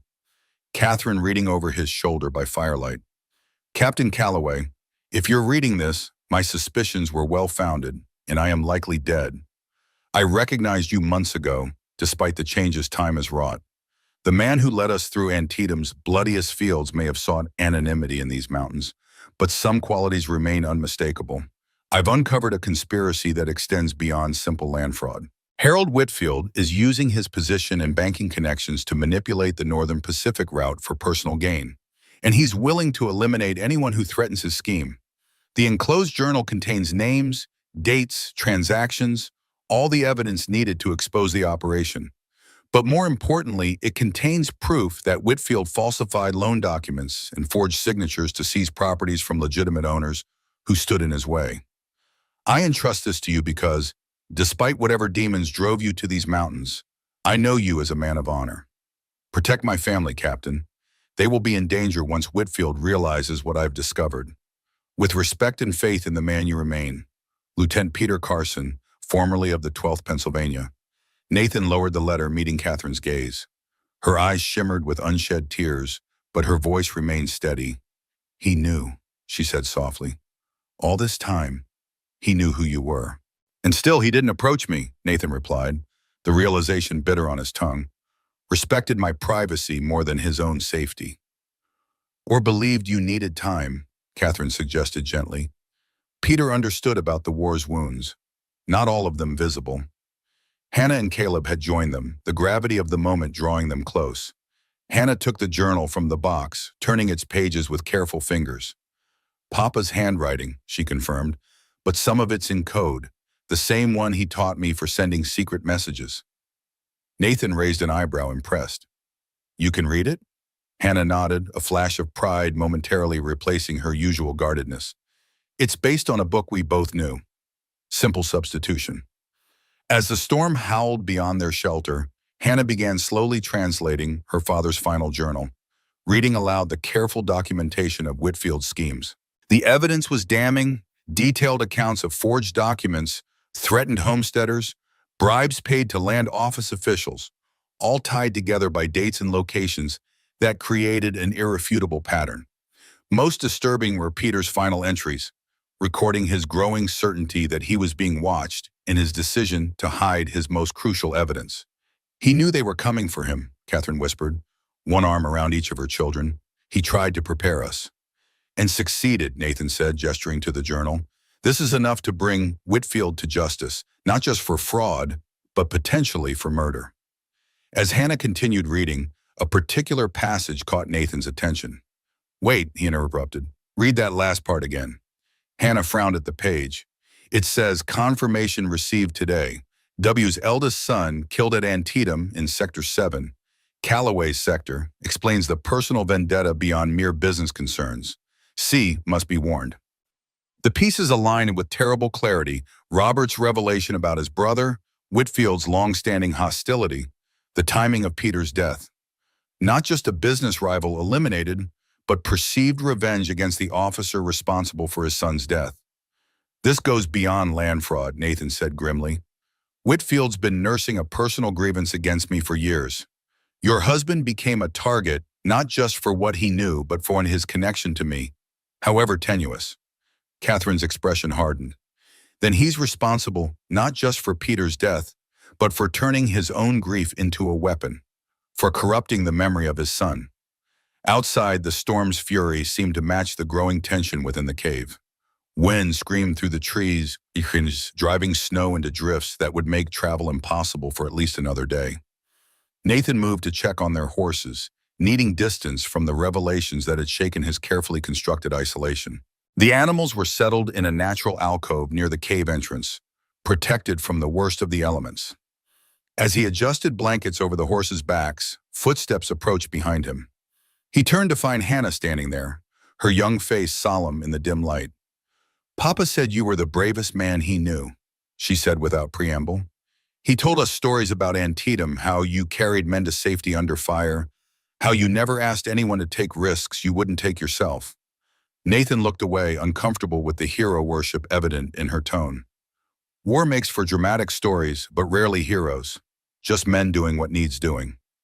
"Like now?" Hannah asked, her perceptiveness startling. "Helping us when you'd rather be left alone?" A reluctant smile touched Nathan's lips. "You're too observant for your age, girl." "Mama says I see too much." Hannah stepped closer, lowering her voice. "She thinks I don't notice how she looks at you sometimes. Like she's trying to figure out a puzzle." Nathan's discomfort increased. "Your mother's still grieving your father." "I know," Hannah agreed, "but she's also alive. Papa would want her to be happy again someday." She studied Nathan with disconcerting directness. "Would Eleanor want you to be alone forever?" The question struck like a physical blow, all the more powerful for coming from a child. Before Nathan could formulate a response, Catherine's voice called from deeper in the cave. "Hannah, Caleb needs his medicine." The girl gave Nathan one last considering look before turning away. "Just something to think about, Mr. Calloway." Left alone with the horses and his turbulent thoughts, Nathan stared out at the snow-filled darkness. Hannah's question echoed in his mind, alongside Peter's letter, and the realization that his past had never been as buried as he'd believed. Would Eleanor want him to remain alone? The honest answer, one he'd avoided confronting for 3 years, was no. Eleanor had been vibrant, loving, full of plans for their future together. She would have expected him to continue living, not just existing. The thought was simultaneously liberating and terrifying. Liberation meant vulnerability, opening himself to possible loss again. Terror for the same reason.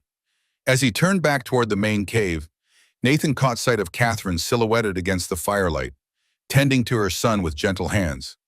Something shifted in his chest, a loosening of bands that had constricted his heart since that night 3 years ago. Not love.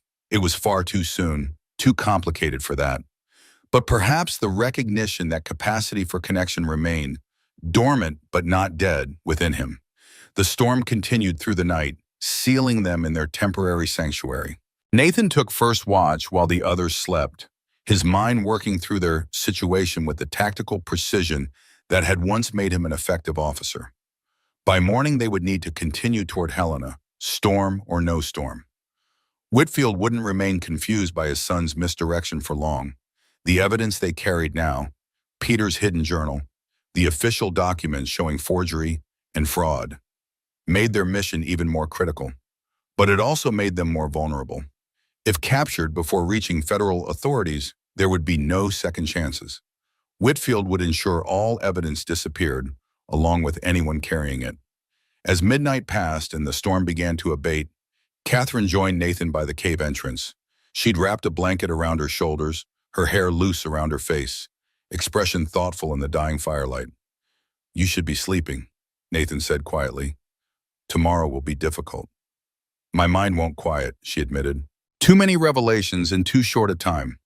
They stood in companionable silence, watching the snow fall with decreasing intensity beyond the cave mouth.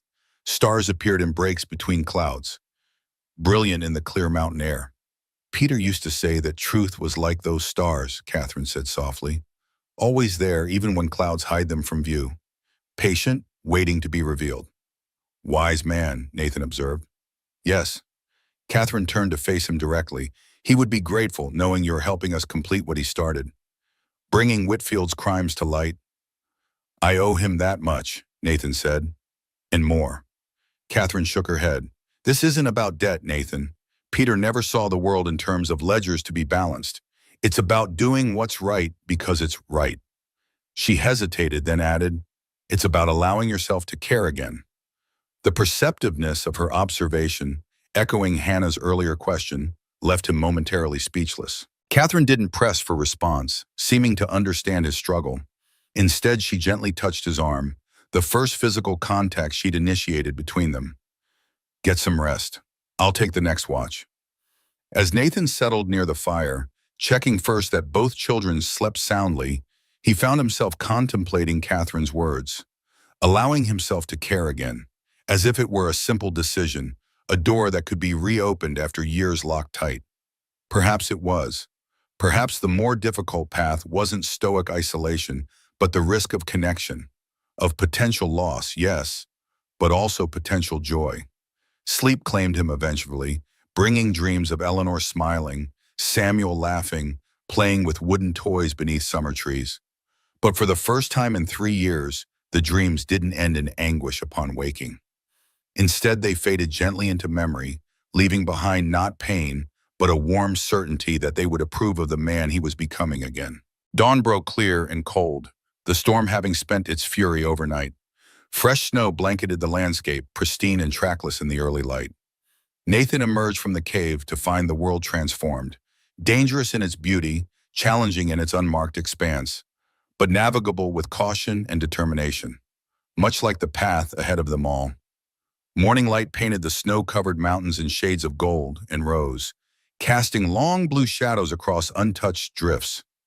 Nathan stood at the cave entrance, gauging the conditions with the practiced eye of a man whose life had often depended on reading weather and terrain. The storm had passed, leaving behind a crystalline clarity to the air that made distant peaks seem close enough to touch. "How bad is it?" Catherine asked, joining him with a steaming cup of coffee. Nathan accepted the cup with a nod of thanks. "Deep snow, but the sky's clear. We can make it through Cottonwood Pass if we leave within the hour." "And Whitfield's men? If Robert's warning was accurate, they'll be searching the main routes."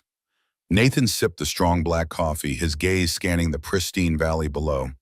"No tracks yet, but that won't last. We need to move while we have advantage of surprise." Inside the cave, Hannah and Caleb were already packing their meager belongings. The night's revelations had transformed Hannah, replacing sullen suspicion with purposeful determination. She worked efficiently, directing her brother with gentle authority as they prepared for the journey ahead. "The journal and documents are secure," Catherine said, her voice low. "I've hidden them in a false bottom beneath the wagon seat.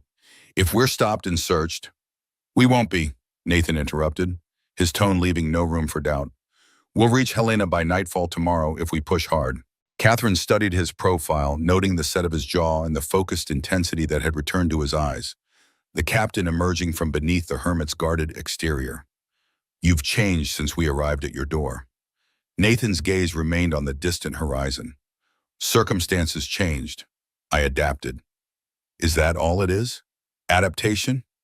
He turned to her then, the morning light revealing complexities in his expression she hadn't fully appreciated before. Grief still present, but no longer all-consuming.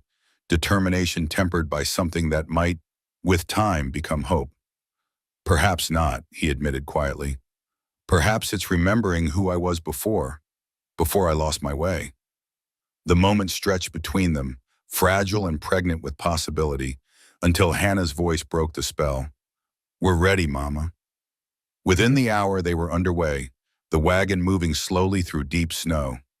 Nathan rode ahead, breaking trail and constantly scanning for signs of pursuit or ambush. The going was difficult, each mile a struggle against winter's resistance, but they maintained steady progress through morning and into afternoon. Caleb's condition remained a concern. Though improved from his initial illness, the cold aggravated his lungs, triggering occasional coughing fits that left him breathless. During a brief rest stop, Nathan fashioned a windbreak around the wagon seat using canvas and blankets, creating a sheltered space that protected the boy from the worst of the biting air. "Clever," Catherine observed as Nathan secured the last corner. "Where did you learn that?" "Valley Forge, winter of '63, he replied. Many men would have frozen without similar arrangements. Hannah watched their interaction with undisguised interest, her observant eyes missing nothing. When Nathan helped her back onto the wagon, she whispered, "Mama smiles more around you." Before he could formulate a response, she had already turned away, leaving him to ponder her words as they resumed their journey. By mid-afternoon, they had covered nearly 15 miles, good progress considering the conditions. The terrain gradually changed as they descended from the high country, dense pine forest giving way to more open woodland. The snow thinned slightly at lower elevations, allowing faster travel. We'll reach Thompson's Creek by nightfall, Nathan informed them during a brief stop to rest the horses. There's an abandoned trapper's cabin there. Basic shelter, but defensible if needed. Catherine nodded, unfolding their map to track their progress. That puts us within a day's journey of Helena. If the weather holds and we encounter no trouble, Nathan agreed, though his expression suggested he anticipated both problems.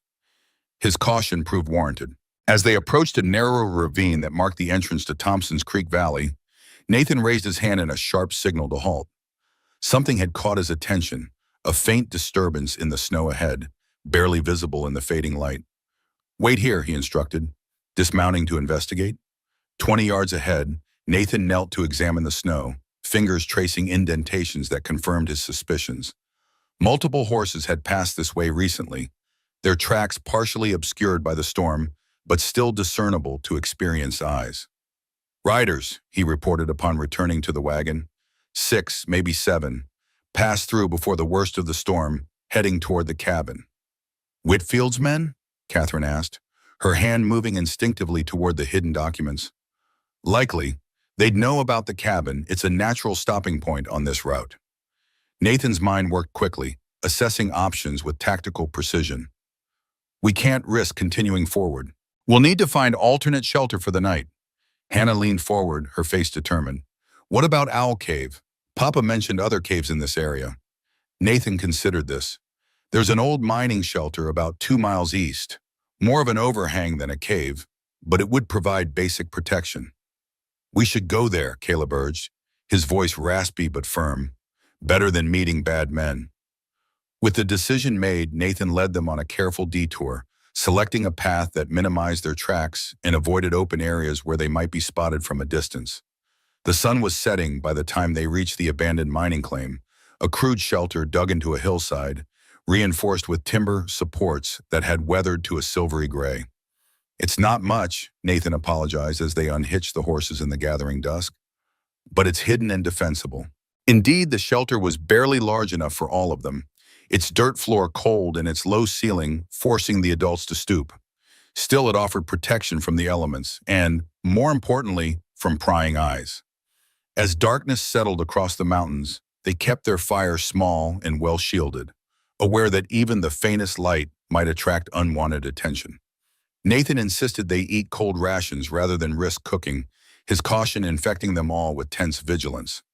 "We'll leave before dawn," he decided, checking his rifle for the dozenth time.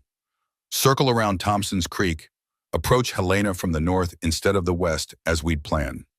Catherine nodded, her expression betraying no fear despite the danger. "How long will that add to our journey?" "Half a day, perhaps more."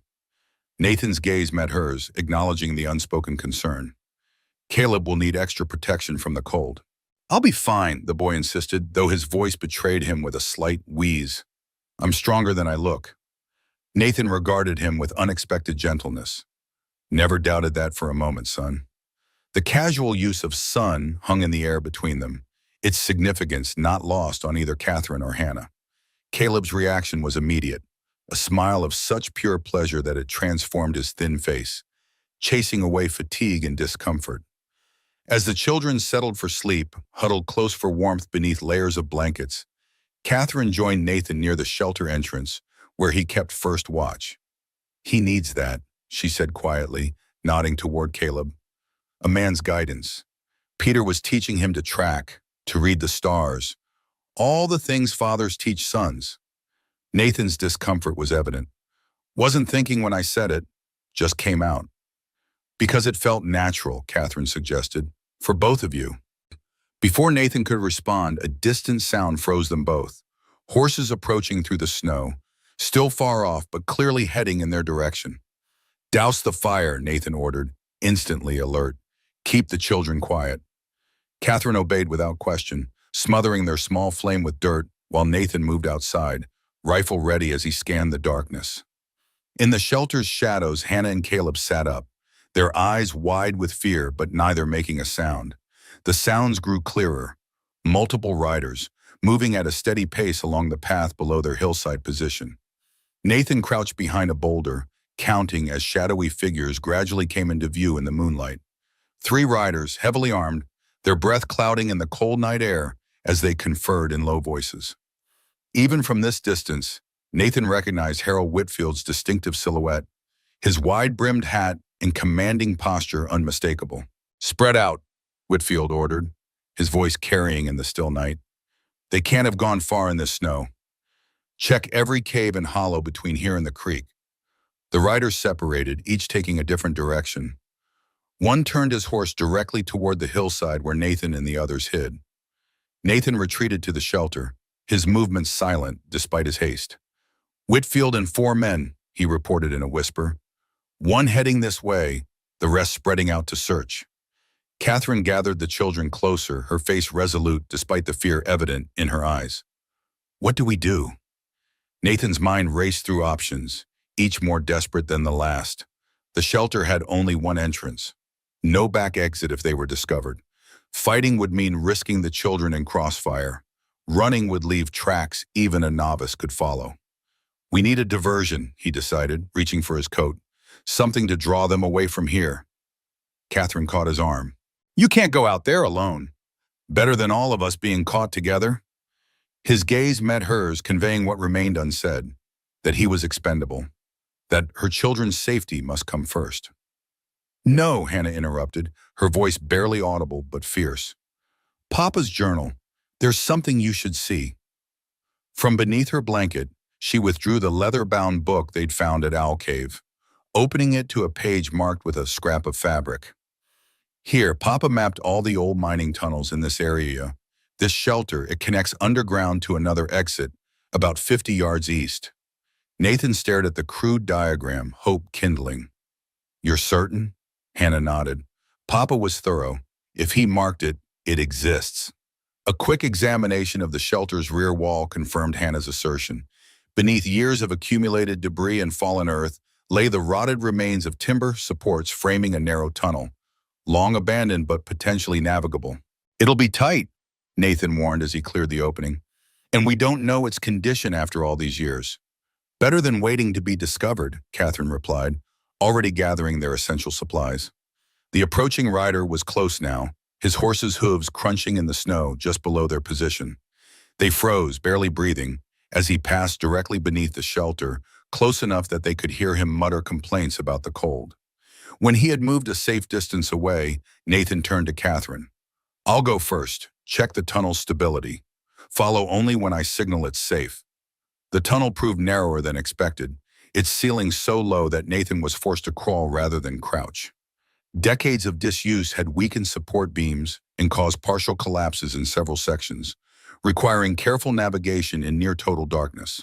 Behind him, Catherine guided the children, her whispered encouragements keeping Caleb's rising panic at bay as the tunnel closed around them. The boys' breathing grew labored in the confined space, each suppressed cough threatening to betray their position. After what seemed an eternity, Nathan felt cold air flowing from ahead. The exit. He emerged cautiously into moonlit darkness, scanning for threats before signaling the others forward. One by one they crawled from the tunnel's mouth, first Hannah, then Caleb, and finally Catherine, all coated in dirt but otherwise unharmed. The exit opened onto the eastern slope of the hill, hidden from view of the riders by a stand of pines. "The wagon and horses," Catherine whispered, suddenly realizing what they'd left behind. "We can't risk retrieving them," Nathan decided reluctantly.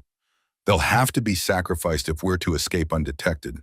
With no time to waste on regret, they began a careful descent down the hillside using the trees for cover.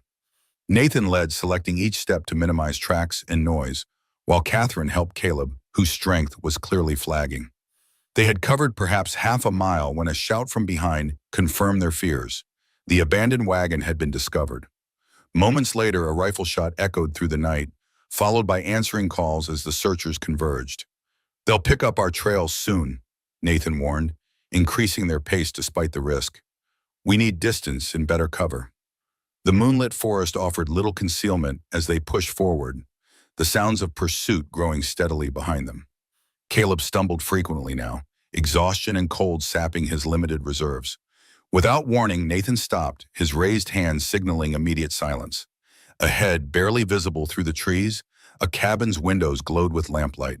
"Thompson's Creek," he murmured. Recognizing the trapper's cabin they'd planned to use, Whitfield must have left men there in case we appeared. Catherine's face tightened with despair. We're trapped between them. Not necessarily. Nathan studied the terrain, mind working through possibilities. The creek itself, if we can reach it, follow it downstream, the water will hide our tracks. Caleb can't manage that, Hannah protested, supporting her brother whose breathing had grown alarmingly labored. He's too weak, and the water's freezing. Nathan knelt before the boy, meeting his eyes directly. I can carry you, but you'll need to be absolutely silent, no matter how difficult breathing becomes. Can you do that? Caleb nodded, determination visible despite his obvious distress. Like soldiers, behind enemy lines. Exactly like that, Nathan agreed, hoisting the boy onto his back. Hold tight now. With renewed urgency, they altered course toward the sound of running water, moving as quickly as caution allowed. Behind them, shouts indicated their tracks had been discovered. The pursuit now focused and closing rapidly. The creek appeared suddenly through the trees, its dark water flowing between banks of snow and ice. Without hesitation, Nathan led them into the frigid current, the shock of cold stealing breath, but effectively eliminating any trail. Stay close to the banks, he instructed through gritted teeth. Use branches for support when you can. They waded downstream, each step an agony of cold and resistance. Catherine stumbled once, nearly submerged before Hannah caught her arm. The girl showed surprising strength, her small face set with determination beyond her years. After a quarter mile that felt like 10, Nathan spotted what he sought, a fallen pine that created a natural bridge across the water. Here, he whispered. We cross back to land, but make it appear we continued downstream. The deception required careful execution, each of them crossing the log, then using branches to disturb the snow on the opposite bank as if they'd exited there, before doubling back along their original path using the log again. They'll follow the false trail at least briefly, Nathan explained as they finally left the creek, their clothes already stiffening with ice in the bitter cold.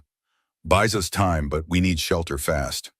Caleb had grown ominously quiet on Nathan's back, his small body shivering uncontrollably. Catherine touched his face, alarm flashing across her features at the cold she found there. He needs warmth immediately, she urged, maternal fear evident in every line of her body. Nathan scanned their surroundings with desperate intensity before his gaze settled on a distant flicker of light, so faint it might have been imagination. There, he decided, light means people. People mean fire. With no better option, they moved toward the mysterious light, their progress slowed by exhaustion and the need for continued caution. As they drew closer, the source revealed itself, a small cabin nestled against a hillside, smoke rising from its chimney in delicate wisps that disappeared against the night sky. Wait here, Nathan instructed, easing Caleb into Catherine's arms. I'll approach alone, make sure it's safe. The cabin stood in a small clearing, its weathered logs suggesting decades of use. A single horse was tethered in a lean-to shelter beside it, and light spilled from uncurtained windows. Nathan approached cautiously, years of wartime experience guiding his silent advance. Through the window he could make out a sparse but tidy interior, a table, chairs, a bed in one corner, and a stone hearth where a fire crackled invitingly. A single occupant moved within, a woman, her back to the window as she tended something on the stove. Nathan hesitated, weighing risk against Caleb's deteriorating condition. Finally, decision made, he moved to the door and knocked firmly. Movement inside ceased. After a long moment, a woman's voice called out, "State your business?" "Traveler seeking shelter," Nathan replied, keeping his hands visible in case the cabin's occupant was armed. "A sick child needs warmth." Silence followed, then the metallic sound of a bolt being withdrawn. The door opened partially, revealing a woman of perhaps 40, a shotgun held competently in her hands. Her face was lined but handsome, dark hair streaked with silver at the temples, and her eyes. Nathan's breath caught. Those eyes, he knew them, had known them since childhood. Eyes that matched his own. "Elizabeth?" he whispered, disbelief evident in his voice. The woman's expression transformed, shotgun lowering slightly as she leaned forward to study his face in the dim light. "Nathan! Nathan Calloway!" For a heartbeat, they stared at each other, long-lost siblings reunited by impossible chance. Then reality reasserted itself in the form of a weak cough from the trees behind Nathan. "I have people with me," he said urgently. "A woman and 2 children. The boy is ill, hypothermia, weakened lungs. They need help." Elizabeth's surprise gave way to immediate practicality. "Bring them in, quickly." Minutes later, Caleb lay wrapped in blankets before the hearth, Catherine and Elizabeth working together to warm his core temperature, while Hannah hovered anxiously nearby. Nathan secured the cabin, checking windows and barring the door before joining them. "He'll be all right," Elizabeth assured Catherine, professional confidence in her tone. "His breathing is already improving with the warmth." "You're a doctor," Catherine observed, noting the organized medical supplies in a nearby cabinet. Elizabeth nodded. "For 15 years now. Served in an army hospital during the war, then came west when most medical colleges wouldn't accept a woman." Her gaze shifted to Nathan, who stood awkwardly by the table. "Unlike my brother, who apparently decided to become a mountain hermit."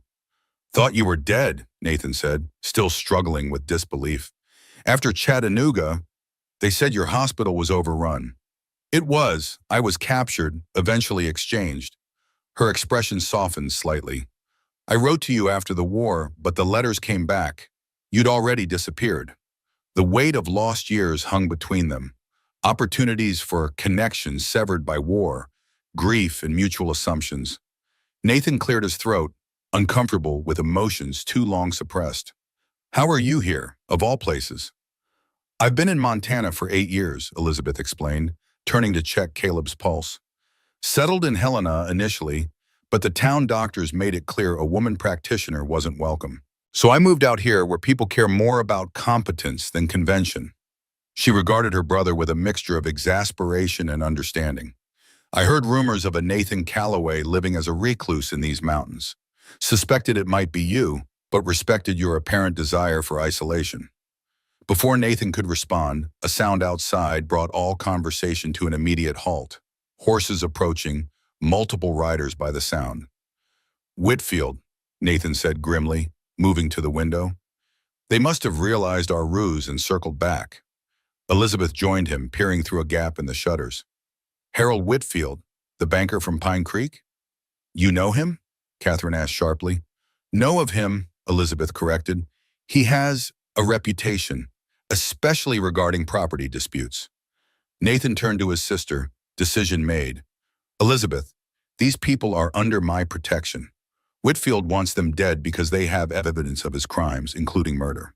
Elizabeth absorbed this, her expression hardening. "Then they're under my protection as well." She moved to a trunk in the corner, unlocking it to reveal several firearms. "I assume you remember how to use a Henry rifle?" For the first time in days, Nathan felt a smile tug at his lips, a fleeting expression, but genuine. "Some skills you don't forget." As the riders drew closer, Catherine joined them at the window. "There are at least 5 of them. We're outnumbered." "But not outpositioned," Nathan countered, already assessing defensive options. "This cabin has clear sight lines, solid walls. If necessary, we can hold it until dawn." "And then," Catherine pressed, "then we hope that Pastor Jenkins followed through on his promise to contact Judge Eaton in Helena," Nathan replied. "Reinforcements may already be on the way." Outside, the riders had stopped at the edge of the clearing, clearly cautious about approaching the illuminated cabin directly. Harold Whitfield's voice carried through the night air, flanked now by 5 armed men. His force reduced from the original 8 Robert had mentioned, suggesting some had been sent elsewhere to cut off potential escape routes. "I know you're in there, Calloway. The woman and children, too. Make this easy on yourself. Send out the Carson documents, and we'll leave you in peace, Nathan and Catherine exchanged glances, both recognizing the lie for what it was. Whitfield would never leave witnesses alive, not with the evidence they carried. "He's stalling," Nathan realized, positioning his men around the cabin while he keeps us distracted. Elizabeth moved swiftly, extinguishing all but one lamp to reduce their visibility from outside. "There's a cellar beneath the kitchen floor," she told Catherine. "Get the children down there." As Catherine hurried to comply, Nathan addressed his sister. "I won't bring trouble to your door and then hide while you face it." Elizabeth checked her shotgun with practiced efficiency. "Stubbornness always was your least attractive quality, Nathan." A grim smile crossed her face. Besides, I've dealt with men like Whitfield before. They understand only one language. Force met with greater force. Outside, Whitfield grew impatient. You have 1 minute, Calloway, then we burn you out. Nathan moved to the door, positioning himself to speak without offering a clear target. There are children in here, Whitfield. Whatever your quarrel, they're innocent. Should have thought of that before involving yourself in matters that don't concern you, Whitfield shouted back. The Carson woman made her choice when she stole bank property. We both know those documents aren't bank property, Nathan countered. They're evidence of your crimes, fraud, extortion, murder. A rifle shot cracked in response, the bullet splintering the doorframe inches from Nathan's head. He ducked back, exchanging a grim look with Elizabeth. So much for negotiation, she observed dryly. In the cellar, Catherine had positioned the children in the safest corner, Hannah protectively curled around her brother, who remained wrapped in blankets. The girl's expression was resolute despite her fear. Here, Catherine pressed Peter's journal and the most critical documents into Hannah's hands. If anything happens, you must get these to Judge Eaton in Helena. Tell him everything. He'll know what to do. Hannah clutched the papers, understanding the weight of responsibility being placed on her young shoulders. I will, Mama, I promise. Catherine kissed them both before returning upstairs, where the situation had deteriorated rapidly. Gunfire now came from multiple directions as Whitfield's men circled the cabin, seeking vulnerability. They're trying to force us to concentrate our defense in one area, Nathan explained as Catherine joined them. Once they identify a blind spot, they'll rush it. Elizabeth had positioned herself at a side window, her rifle ready. Typical military tactics. Fortunately, I learned something about defense during the war as well. The standoff continued for nearly an hour, sporadic gunfire exchanged with minimal effect, neither side gaining advantage. Inside the cabin, tension mounted with each passing minute as ammunition dwindled and Caleb's condition, though improved, remained precarious. Then, without warning, a new sound cut through the night, horses approaching from the east, multiple riders moving at speed. More of Whitfield's men? Catherine feared, her face pale in the lamplight. Nathan listened intently, years of military experience allowing him to gauge numbers and direction. Too many, wrong approach. These aren't his. The newcomers arrived with surprising efficiency, at least 10 riders surrounding Whitfield's position before he could organize a response. A commanding voice called out through the darkness. Harold Whitfield, this is Federal Marshal James Thompson. You and your men are surrounded. Lower your weapons immediately. Outside, confusion reigned as Whitfield's 5 men found themselves suddenly outmaneuvered by twice that number of federal marshals. Most surrendered quickly, dropping weapons when confronted with overwhelming force. Only Whitfield himself attempted resistance, firing wildly before being subdued. When a knock came at the cabin door, it was Elizabeth who answered, her shotgun still ready but lowered. A tall man in a marshal's coat stood on the porch, snow dusting his shoulders. Dr. Calloway, he greeted her with a respectful nod. Thought I might find you involved when we heard there was trouble in this area. Elizabeth stepped aside to admit him. Marshal Thompson, your timing is impeccable. Thompson entered, removing his hat as he took in the scene. Nathan and Catherine standing together, weapons still ready, exhaustion and wariness evident in their postures. Nathan Calloway, I presume, Thompson said, extending his hand. Judge Eaton received your message through Pastor Jenkins. When he heard Whitfield was involved, he authorized immediate intervention. Nathan clasped the offered hand, relief flooding through him. You have excellent timing, Marshal. Better than you know, Thompson replied grimly. We've been building a case against Whitfield for months. Land fraud across 3 counties, suspected involvement in at least 2 disappearances. But we lacked concrete evidence. Catherine stepped forward. We have that evidence, Marshal. My husband collected it before his death. Proof of forgery, fraud, and conspiracy reaching into the land office itself. Thompson's eyes sharpened with interest. Then, Mrs. Carson, you may have provided the final piece we needed. Dawn was breaking by the time order had been fully restored. Whitfield and his men were secured for transport to Helena, the documents safely in Marshal Thompson's possession, with Catherine's sworn statement regarding their provenance. In the cabin's main room, Nathan sat beside Caleb, whose color had improved dramatically with warmth and rest. The boy watched with wide eyes as marshals moved efficiently around the property, securing prisoners and preparing for departure. "Are we safe now?" Caleb asked, his voice stronger than it had been in days. Nathan nodded, allowing his hand to rest briefly on the boy's shoulder. "Yes. Whitfield will face justice for what he did to your father, and you'll get your home back." "I don't want to go back to that cabin," Caleb admitted quietly. "Too many bad memories." Before Nathan could respond, Hannah joined them, her usual reserve temporarily abandoned in the aftermath of danger past. "We could build a new home," she suggested. "Somewhere else. Somewhere better." The simple statement hung in the air, laden with implications beyond the practical. A new home. A fresh start. For all of them, perhaps. Across the room, Catherine stood deep in conversation with Elizabeth, the two women having formed an immediate connection in the crucible of shared danger. Their voices were too low to hear, but their occasional glances toward Nathan suggested he was at least partly the subject of their discussion. Marshal Thompson approached, his expression satisfied after overseeing Whitfield's departure under heavy guard. "Mrs. Carson, your testimony will be required in Helena for the formal charges. Judge Eaton has arranged accommodations for you and your children until the proceedings conclude." Catherine nodded gratefully. "When do we need to leave?" "Tomorrow would be ideal. The judge is eager to process this case quickly, especially given Whitfield's connections." Thompson hesitated, glancing at Nathan. "Your involvement will be necessary as well, Mr. Calloway." Nathan's immediate instinct was resistance. Courts, testimony, towns full of people all represented complications he'd spent years avoiding. Yet as he looked at Catherine, at Hannah and Caleb, he recognized that isolation was no longer a viable path. Some connections, once formed, could not be severed without causing more damage than the pain they might eventually bring. "I'll be there," he promised. Decision made.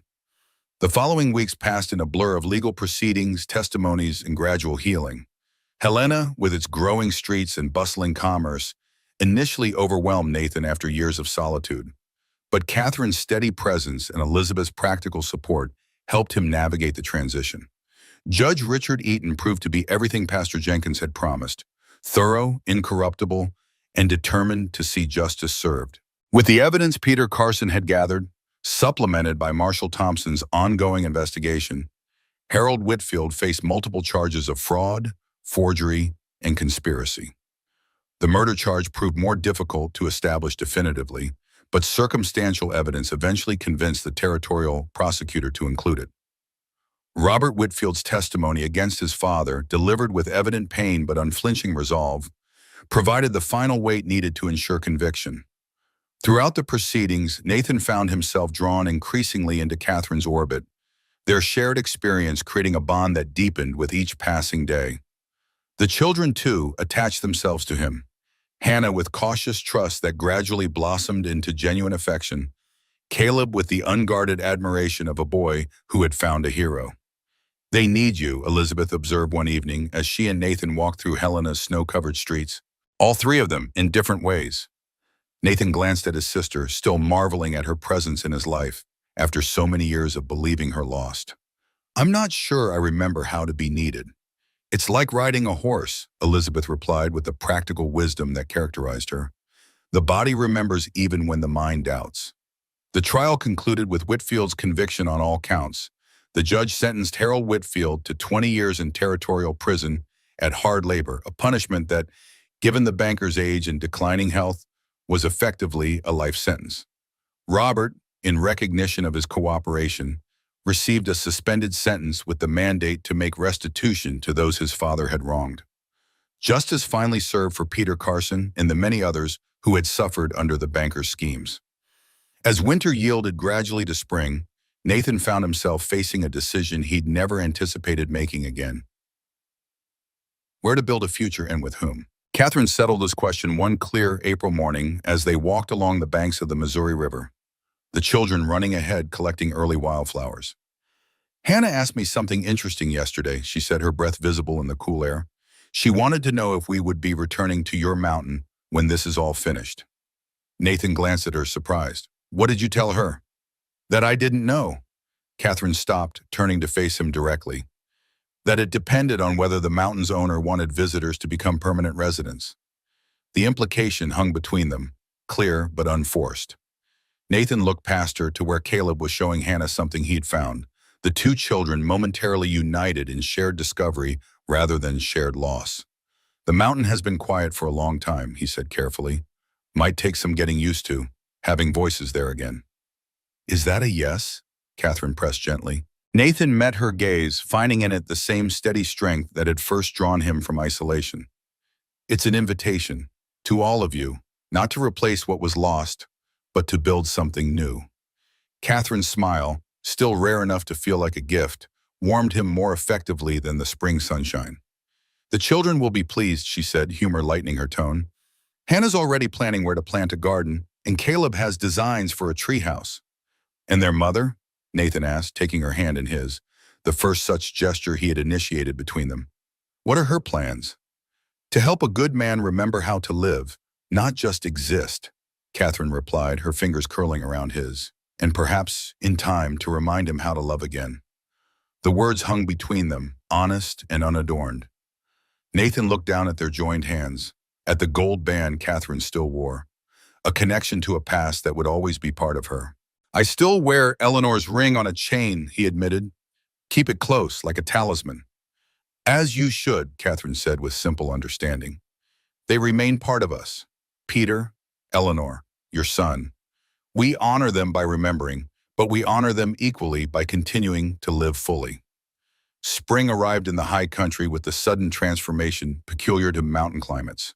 Snow retreating virtually overnight, wildflowers erupting from newly exposed earth, streams swelling with meltwater from distant peaks. Nathan's ranch, neglected during the months in Helena, required considerable work to restore. But the labor proved unexpectedly joyful with many hands participating. Elizabeth joined them initially, helping establish the household before returning to her own practice with promises of regular visits. Pastor Jenkins arrived with supplies and several families from the valley, all eager to assist the man who had helped bring Whitfield to justice. Many had reclaimed lands fraudulently taken, their gratitude manifesting in practical support and friendship freely offered. By May, the transformation was evident, not just in the restored buildings and newly planted fields, but in the ranch's occupants. Hannah had claimed a sunny corner of the yard for her garden, tenderly transplanting wildflowers alongside practical vegetables. Caleb had recovered fully, his lungs strengthened by mountain air, and his spirit nourished by Nathan's patient teaching of wilderness skills. And Catherine had brought light back into spaces long darkened by grief. Her practical nature complemented Nathan's, her strength matching his, their shared experiences creating understanding where words often proved inadequate. On a perfect spring morning, Nathan stood on his porch watching the sunrise paint the distant peaks in hues of gold and pink. The sound of movement behind him heralded Catherine's arrival, a cup of coffee extended in silent offering. "You're up early," she observed, joining him at the railing. "Old habits," he replied, accepting the coffee gratefully. "Been thinking about what Pastor Jenkins said yesterday, about making this place a stopping point for settlers heading further west." Catherine nodded, understanding the implications immediately. A community growing from what was once isolation. Too much change too quickly? Nathan asked, genuinely uncertain. 3 months ago, he had been a hermit by choice, avoiding all human connection. Now he found himself contemplating becoming the center of a developing settlement. "Change is rarely smooth or predictable," Catherine replied thoughtfully, "but that doesn't make it unwelcome." From inside the house came the sound of children stirring, Hannah's voice instructing Caleb on some point of morning routine, his cheerful response echoing through suddenly living rooms. The ordinary domestic sounds struck Nathan with unexpected force, the simple miracle of a home refilled with life after years of emptiness. "Pastor Jenkins mentioned something else," he said, eyes still on the distant mountains. "Asked if we'd considered making our arrangement more formal." Catherine's smile held gentle amusement. "Are you attempting to propose, Nathan Calloway?" "Doing a poor job of it, apparently," he admitted ruefully. "Then allow me to assist." Catherine turned to face him fully. "We've both loved and lost. We've both discovered that grief, while never truly finished, need not be the end of joy. We've found in each other not replacements for those we've lost, but new connections equally valid, equally precious. Her directness, so characteristic and so valued, left no room for misunderstanding. Yes, Nathan said simply. That's what I meant to say, only not nearly so well. Then my answer is yes, Catherine replied, her hand finding his. Not to erase what came before, but to honor it by building something that might last generations. The promised land was not a place, Nathan reflected, but a state of being. Not isolation, but connection. Not emptiness, but fullness. Not mere survival, but living with purpose and love. As Catherine turned her face up to his, Nathan bent to meet her lips with his own, sealing without words the promise their lives had already begun to fulfill, that what they built together would stand against whatever storms might come. In the doorway, unnoticed by the adults, Hannah and Caleb watched with matching expressions of approval and hope. The past could not be changed, but the future stretched before them all, a blank page awaiting their story, written together.